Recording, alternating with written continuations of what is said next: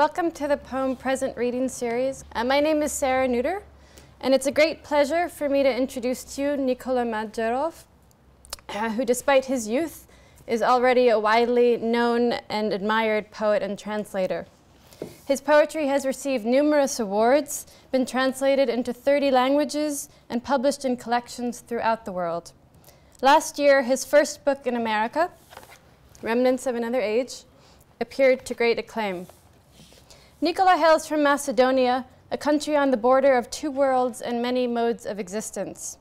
Appropriately, Nikola's poetry combines unsettling shifts of dislocation with a deep sense of space and place. And by place, I mean the sense of its specificness, its there-ness, and our human need for small items of memory that make a place significant. Even more prominent in Nikola's poetry is a sense of different frames of time. The time frame of eternity, the time frame of lofty history, and the trivial time frame in which each of us lives our lives, within circle dates, as Nikola puts it in one poem. I live between two truths, he proclaims in another poem, which has the wonderful title, When Someone Goes Away, Everything That's Been Done Comes Back. The wonder of Nikola's poetry is that he reminds us that we too are always living between truths, living in contradictions, in a world whose silences require our attention.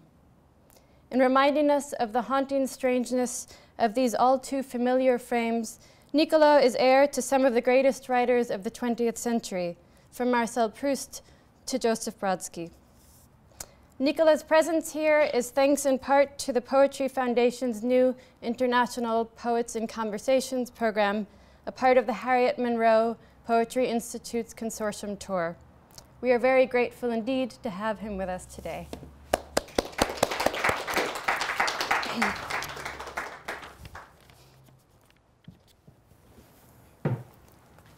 Yes, thank you for this wonderful introduction.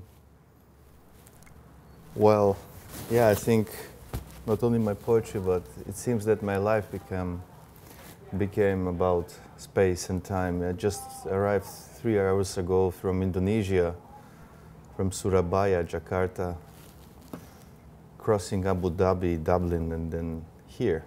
So before I was in Nicaragua, United Kingdom, and from here I go to Nebraska, Pennsylvania, New York, and then on a tour in Turkey, in Istanbul, and other cities. In a way, a suitcase became my home. Or my home is my suitcase. I don't know even what's the truth exactly. I live between two truths. I would like to thank the Poetry Foundation about helping me to come here and be with you, to Ilya Kaminsky for the support, to Boa Editions publishing the book Remnants of Another Age, Caroline Forshev on the introduction, Adam Zagajewski, Thomas Salomon, and Liang Li for the support in also writing short reviews, and of course my translators, Peggy and Graham Reed, and Magdalena Horvat and Adam Reed. I think maybe it's better if you agree first to travel through space, but through the word and silence. I propose, of course, with your permission, to read first a poem, the poem After Us, that opens the book in my language, the language of my childhood. I know that only one or two can understand the words, but sometimes it's better to understand the silence. So the title is After Us, or in Macedonian, Po nas. Po nas. Еден ден некој ќе ги здипли нашите кебиња и ќе ги прати на хемиско чистење, од нив да го истрие последното зрнце сол. Ке ги отвори нашите писма и ке ги реди по датуми наместо по исчитаност. Еден ден некој ќе го размести мебелот во собата како шаховски фигури на почеток од нова игра. Ќе отвори старата кутија за чевли во која ги чуваме паднатите копчиња од пижамите, недотрошените батерии и гладта. Еден ден ќе ни се врати болката во рбетот од тежината на хотелските клучеви и сомнежот со кој рецепционерот ни го подава далечинскиот управувач. Тугите сожалувања ќе тргнат по нас, како месечина по заталкано дете. After us. One day, someone will fold our blankets and send them to the cleaners to scrub the last grain of salt from them. We'll open our letters and sort them out by date, instead of by how often they have been read. One day, someone will rearrange the room's furniture like chessmen at the start of a new game. We'll open the old shoebox where we hoard pyjama buttons, not quite dead batteries, and hunger. One day, the ache will return to our backs from the weight of hotel room keys and the receptionist's suspicion as he hands over the TV remote control. Others' pity will set out after us like the moon after some wandering child. Others' pity will set out after us like the moon after some wandering child. The second poem has a very confidential title, I Don't Know. It's not published in Macedonian books, so you will find it only here in Remnants of Another Age. I don't know. Distant are all the houses I'm dreaming of. Distant is the voice of my mother calling me for dinner, but I run toward the fields of wheat. We are distant like a ball that misses the goal and goes towards the sky. We are alive like a thermometer that is precise only when we look at it. The distant reality every day questions me like an unknown traveler who wakes me up in the middle of the journey saying, "Is this the right bus?" And I answer, "Yes, but I mean, I don't know. I don't know the cities of your grandparents who want to leave behind all discovered diseases and cures made of patience. I dream of a house on the hill of our longings to watch how the waves of the sea draw the cardiogram of our falls and loves. How people believe so as not to sing, and step so as not to be forgotten.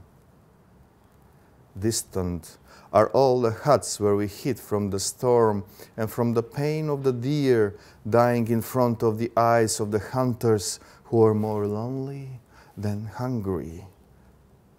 Hunters who are more lonely than hungry. The distant moment every day asks me, "Is this the window? Is this the life?" And I say yes, but I mean I don't know. I don't know if birds will begin to speak without uttering a sky. When someone goes away, everything that's been done comes back. For Marian K.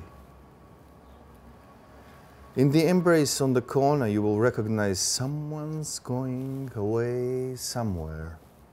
It's always so. I live between two truths like a neon light trembling in an empty hall. My heart collects more and more people since they're not here anymore. It's always so. 1/4 of our waking hours are spent in blinking. We forgot things even before we lose them. The calligraphy notebook, for instance. Nothing's ever new. The bus seat is always warm. Last words are carried over like oblique buckets in an ordinary summer fire. The same will happen all over again tomorrow. The face, before it vanishes from the photo, will lose the wrinkles. When someone goes away, everything that's been done comes back. Next poem is The Hands of the Clock. It's written in the memory of all the albums, empty albums, because of the photos I took away on my trips or my permanent and temporary homes. The Hands of the Clock. Inherit your childhood from the photo album. Transfer the silence that expands and contracts like a flock of birds in flight. Hold in your hands the irregular snowball and the drops that run down the line of life. Say the prayer through sealed lips. The words are seeds falling into a flower pot. Silence is learned in the womb. Silence is learned in the womb. Try to be born like the big hand after midnight, and the seconds will overtake you at once. Flying. I remember reading this poem at the poetry festival in Vilnius in Lithuania. At the moment when I mentioned, you will see one line where satellites and angels, all of a sudden it started to rain. And the opening night was, the national television was broadcasting the opening night. So they said to me, don't go. It was open air reading. Just stay on the stage and read.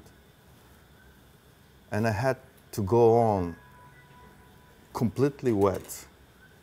Not only me, my translator, then people in the audience. We were simply all together in this, I would say, stucking in the moment. We were trying to run away from the drops, find the empty space. This piece of sky, there is no clouds, but we couldn't manage. Finally, at the end, there was a fountain in the open space in the yard at the university where the reading took place, and all the people jumped there in the fountain. That's how they were listening to poetry till the end, completely wet in the fountain, together with the sound of the water. And when I read this poem, Flying, in Indonesia, the same happened. It started to rain. But I'm happy that we are quite safe here. Flying. The haze hangs over the city like the Virgin Mary's bowed head from a fresco far away. Satellite dishes talk to angels trying to determine tomorrow's weather. Clear, safe, significant, like a calendar with red dates. But as soon as the night joins the shadows to the wall, you will sneak out towards the branches like a rare bird from the other side of a banknote. What we have said haunts us. We've given names to the wild plants behind unfinished buildings, given names to all the monuments of our invaders. We have christened our children with affectionate nicknames taken from letters read only once. Afterwards, in secret, we've interpreted signatures at the foot of prescriptions for incurable diseases. With binoculars, we have zoomed in on hands waving farewell at the windows. We've left words under stones with buried shadows, on a hill that guards the echo of the ancestors whose names are not in the family tree. What we have said without witnesses will long haunt us. The winters have built up in us without ever being mentioned.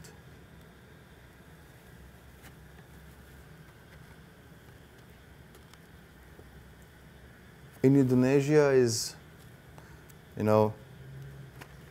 one season summer during the whole year. But I was quite surprised that they had to generate the autumn in order to have apples there. So in Pekalongan, a city on the north of Java, is very well known because of this fruit. And they found the secret. So every time the tree gives the apples, they have to take out the leaves by hand, one by one, to improvise autumn, so that the tree can give the fruit again.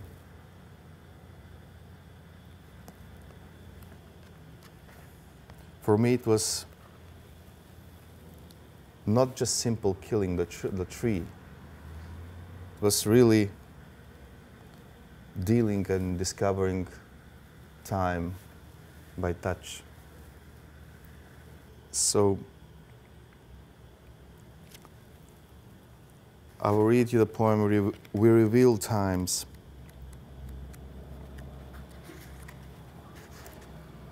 We exist when the windows and the secret documents are open. We disperse the dust without mentioning the dead and those they loved undyingly. We always pack our pajamas at the bottom of the suitcase, and our shoes are never turned face to face. We read our letters once to hide some secret. We read our letters once to hide some secret. With hands stretched out, we reveal the times.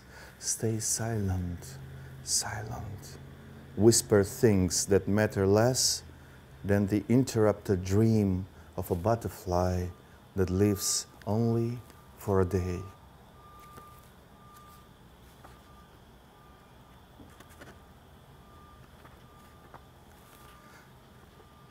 Next poem is Many Things Happened. And it has to do with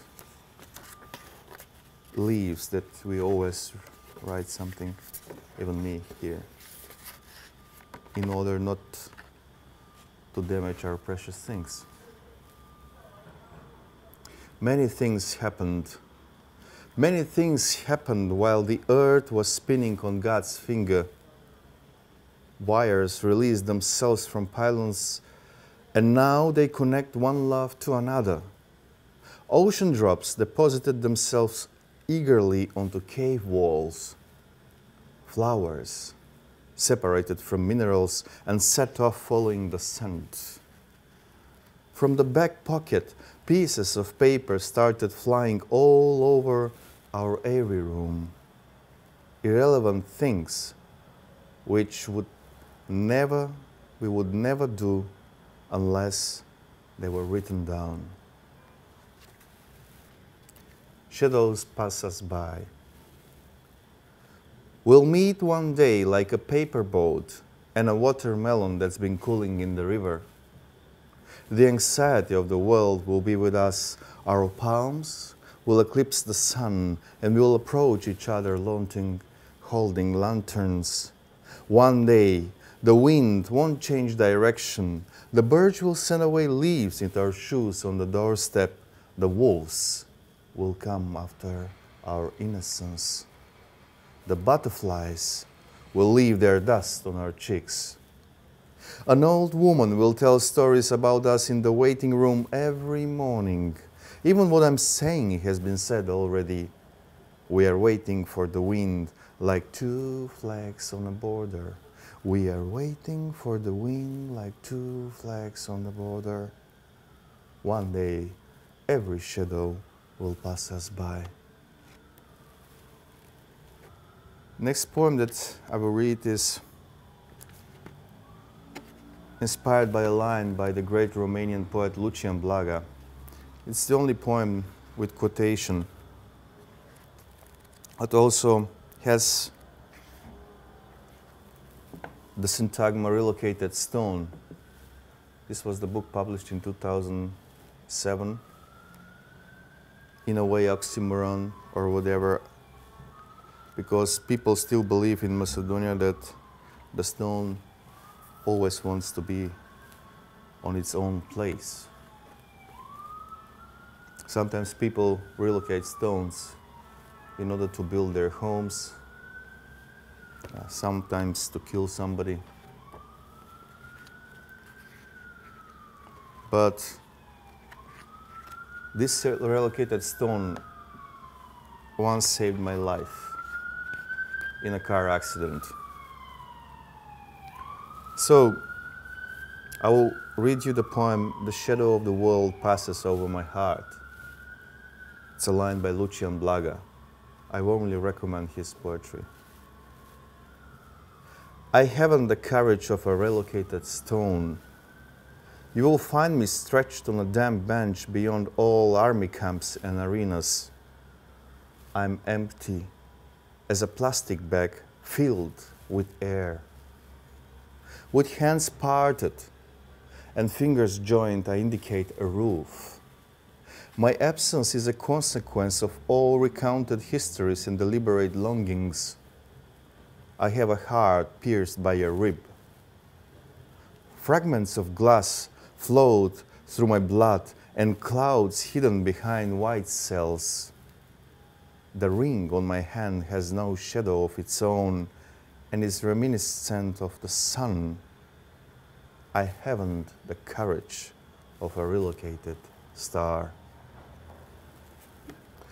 I will read you another poem in my language. Нешта што сакаме да ги допреме. Ништо не постои надвор од нас.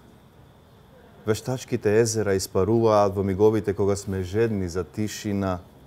Кога копривата станува лековита билка, градовите им ја враќаат правта на најблиските гробишта. Сите црно-бели цвеќиња од тапетите на домовите што сме ги напуштиле никнат низ беличните истории во миговите кога нашите зборови стануваат непрепишано наследство, а нештата што сакаме да ги допреме нечие присуство. Како непознат чевел сме разнесени из бегствата на кучињата скитници, се држиме во преградка како сплотени кабли низ стулите на ненаселените куќи. И веќе одамна ништо не постои надвор од нас. Понекогаш сонце, светлина или ангел еден со друг се нарекуваме. Things we want to touch. Nothing exists outside us. The reservoirs dry up just when we thirst for silence, when nettles become a healing herb and the cities return the dust to the nearest cemetery. All those black and white flowers on the wallpaper of the homes we have abandoned blossom among impersonal histories just when our words become a non-transferable heritage. And the things we want to touch, some other person's presence. We are like a shoe carried off in a scurry of stray dogs. We hug each other like close twin cables through the hollow bricks of houses where no one lives. And it's been like this for a long time now. Nothing exists outside us. Sometimes We call each other sun, light, angel.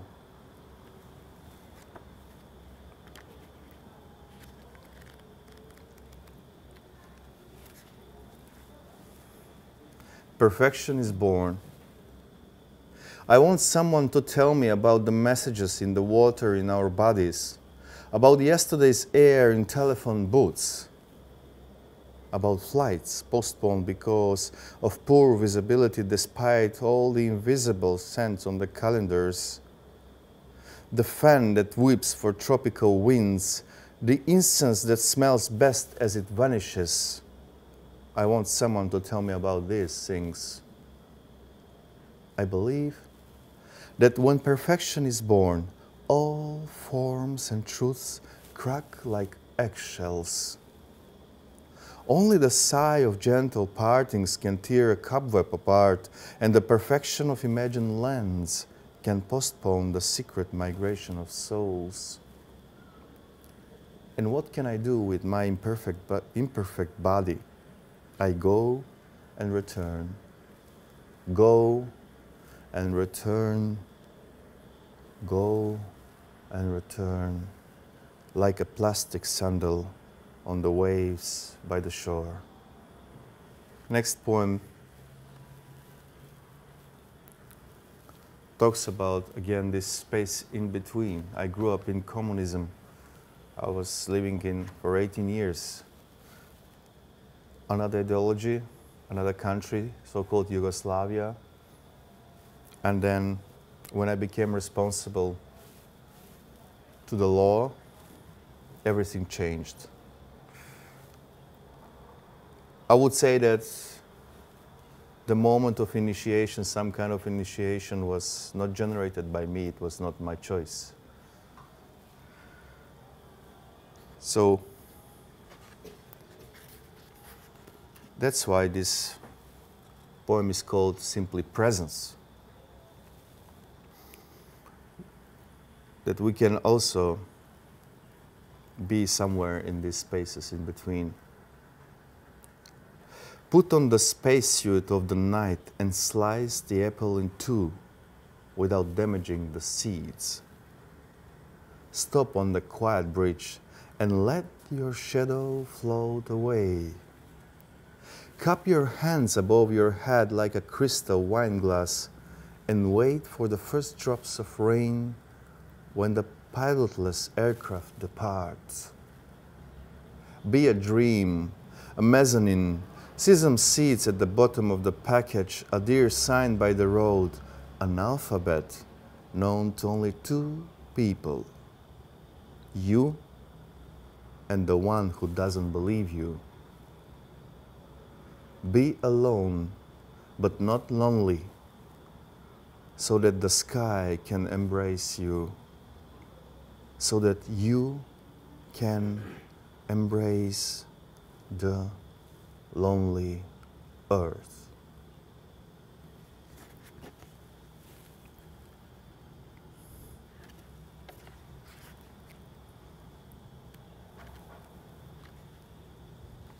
Ruined homes. In the water basket, I saw locks of hair you'd brushed while the birds in the world were waking. In the mirror, I saw a look, and in that look, a lot of homes and skies. I saw you going towards cities, non-existent in history books, and the bed parting itself into night and day while you were gone, the day becoming night and the night a hiding place. I don't have a sun in my eyes, nor plants in my upturned palms. I will bend the bars that protect gardens from night travelers. I will cover the day with the silk scarf from your neck, with the steel flag of the territories that have witnessed our presence. Our email letters cannot fade. Our addresses remain the same even when we run away from here, from ourselves, from the wideness of our ancient dependence. I saw someone else writing our names on walls of fortresses and snow-covered basilicas. I saw your shadow too, climbing up my body as you were climbing down the discovered shelters after all the official wars. Since then, every piece of glass blinds me. Every rejected word covers my eyes with silence. I saw our ruined homes were a move of the world, of the memory, of the memory.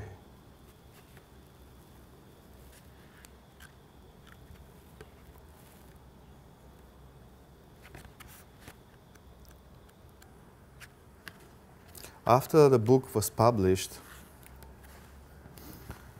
I received a letter from Charles Simic that he received, and he read the book. I will not tell you what he wrote, but just that he liked this poem. That's why I want to dedicate Usual Summer Nightfall to him. He was one of these poets that really helps to rediscover childhood all over again. And he translated a numerous good Serbian poets like Vasko Popa or Milan Đorđević or Novica Tadić. And I'm really thankful, and I think we all have to be thankful for his poetry and translations. Usual Summer Nightfall. This is what summer nightfall is like. The adulteress comes onto the balcony in a silk nightgown that lets through the trembling of the stars. A twig drops from the beak of a bird that falls asleep before it has built its home. A soldier lowers the flag of the state with a letter from his mother in his pocket. And atomic tests in the womb of the earth secretly revive the dead. At that moment, someone quietly interprets Byzantine neumes. Someone else falsifies the exoduses of the Balkan and the civil wars in the name of universal truths. In the factory yards, the statues of participants in annual revolutions sleep. On the symmetrical graves, plastic flowers lose their color and ordinary ones their shape. But this piece of the dead we have parted from is not ours. In the village with 3 lit windows, a fortune teller foresees only recoveries and not illnesses. The waves throw up bottles enough to hold the whole sea. The arrow on the one-way road sign points to God. A fisherman rips off a bit of the sky as he casts his baited line into the river. Some poor child searches for the little bear and the planet he would like to come from. In front of the doorstep of the killer with an alibi, a feeder attempts to fly. This is what usual summer nightfall is like. The town combusts in the redness of the moon, and the fire brigade ladders seem to lead to heaven, even then when everyone is climbing down them.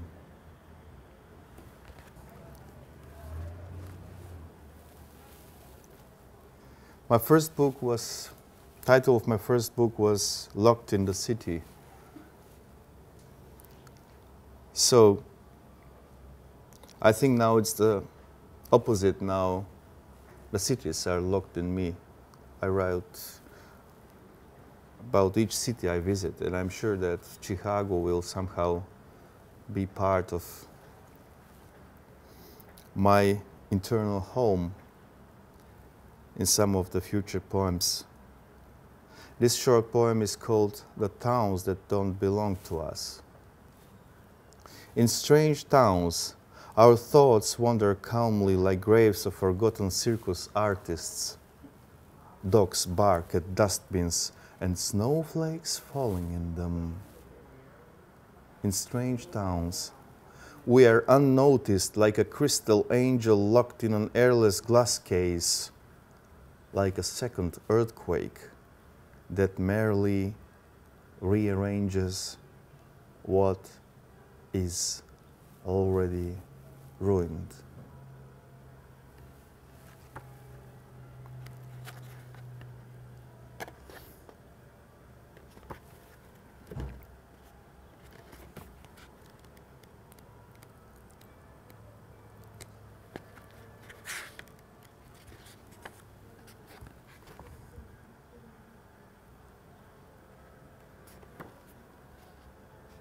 Separated.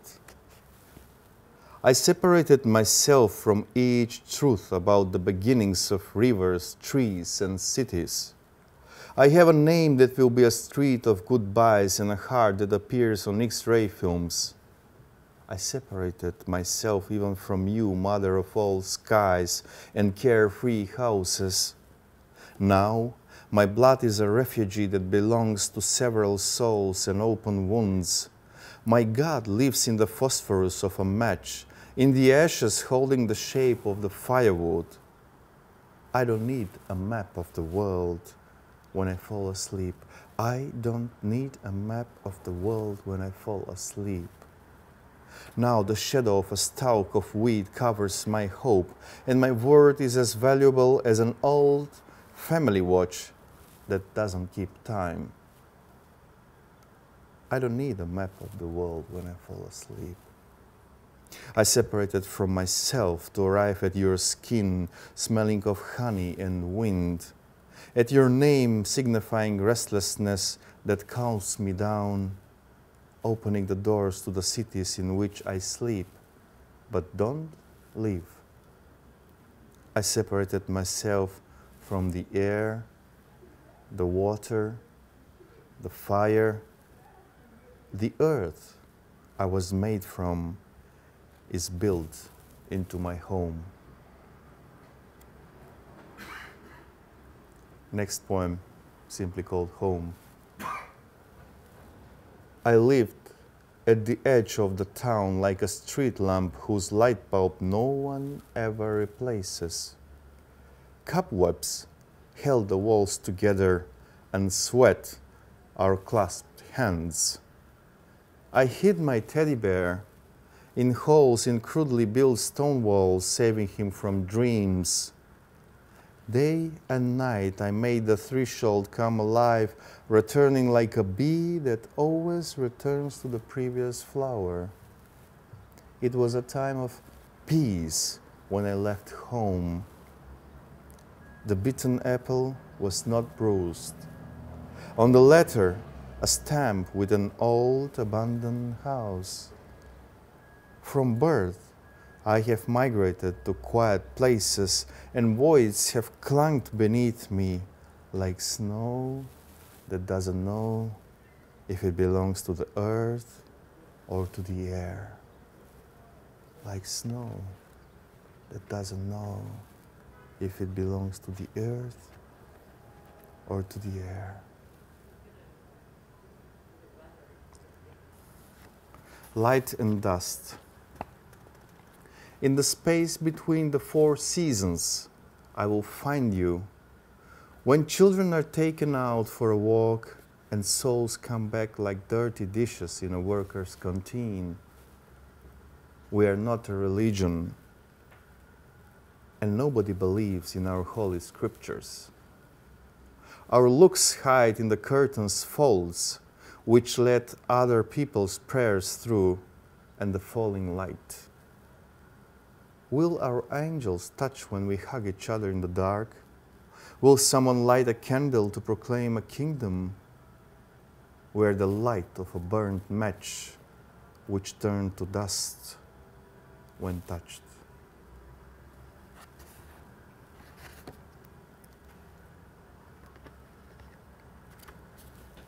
I'll read you 3 poems more, too short.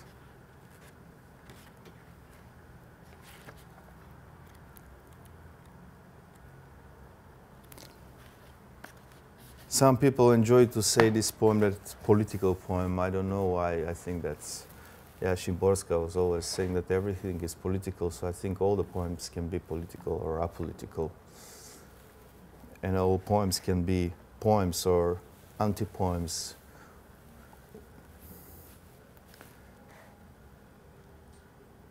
So, what Nicanor Para would say too. Title of this poem is Before We Were Born. The streets were asphalted before we were born, and all the constellations were already formed. The leaves were rooting on the edge of the pavement. The silver was tarnishing on the worker's skin. Someone's bones were growing through the length of the sleep. Europe was uniting before we were born, and a woman's hair was spreading calmly over the surface of the sea.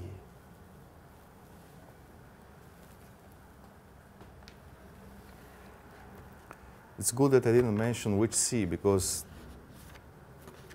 it would have become even more political. Okay, now something about, I believe more, I don't want to call myself poet. It's maybe more the one who writes or the one who reads. I remember an interview with Peter Handke when he was simply prizing verbs, but not nouns. He wants to call himself the one who sleeps, then sleeper, the one who dreams, then dreamer. That's how I consider all of us who are writing, who try something to catch, but not to leave behind. So I'll read you the poem, The One Who Writes, or in Macedonian, Ono što pišuje.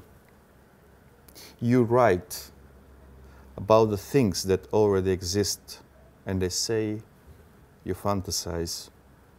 You keep quiet like the sunken nests of poachers, like an angel who knows what the night may bring. And you travel. You forget so that you can come back. You write, and you don't want to remember the stone, the sea, the believers sleeping with their hands apart.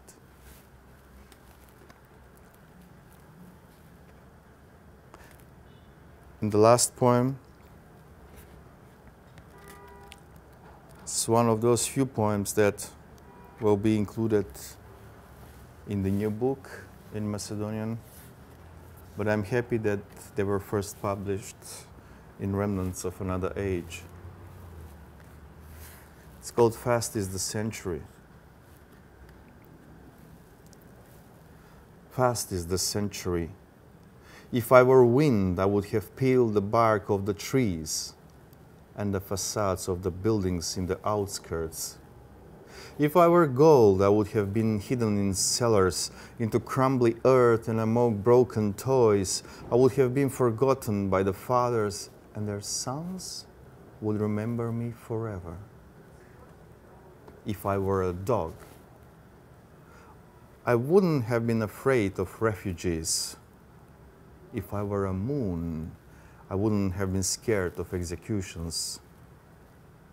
If I were a wall clock, I would have covered the cracks on the wall. Fast is the century. We survived the weak earthquakes, watching towards the sky, yet not towards the ground. We opened the windows to let in the air of the places we have never been. And wars don't exist since someone wounds our heart every day. Fast is the century. Faster than the word. If I were dead, everyone would have believed me when I kept silent. Thank you very much.